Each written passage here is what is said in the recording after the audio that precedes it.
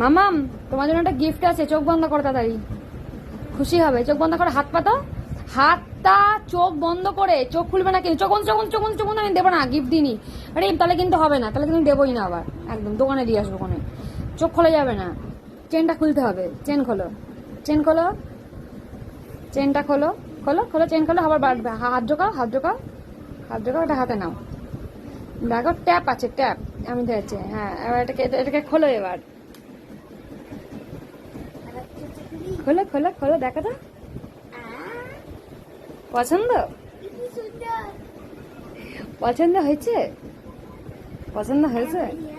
দুটো কানের হাড়ি, যেটা আবার কবে হারাবে। পছন্দ হয়েছে?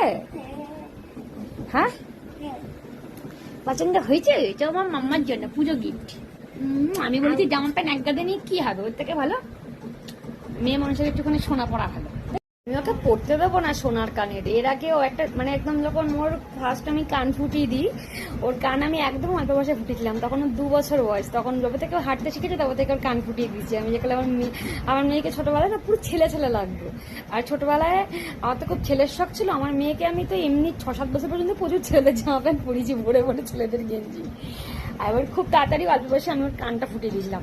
কানটা ফুটিয়ে আমি ফার্স্ট ওকে সোনার রিং করে দিই। সেই রিংটা 1 বছর কালী পুজোয় হারিয়ে ফেললো। তারপরে আমার একটা এরকম একটা মানে এরকম জাস্ট এই একটা কানেক্ট ছিল, সেই কানেক্টটাকে হারিয়ে ফেলেছে। 2টো কানের আমার হারিয়ে ফেলেছে। ওই জন্য আমি ওকে এটা করে দিয়েছি, জাস্ট একদিন পরাবো আমি পুজোর মধ্যে। ওকে আমি আর পরতেই দেবো না, কারণ সোনার প্রচুর দাম ভাই। তো ভাই করোড়পতি তো না, সোনার যে কি দাম, মানে সোনার উপর সাংঘাতিক দাম, মানে বিশাল দাম, মানে কি বলবো, সামান্য রূপোরই এত দাম, মানে মাথা খারাপ হয়ে যাবে ওখানে।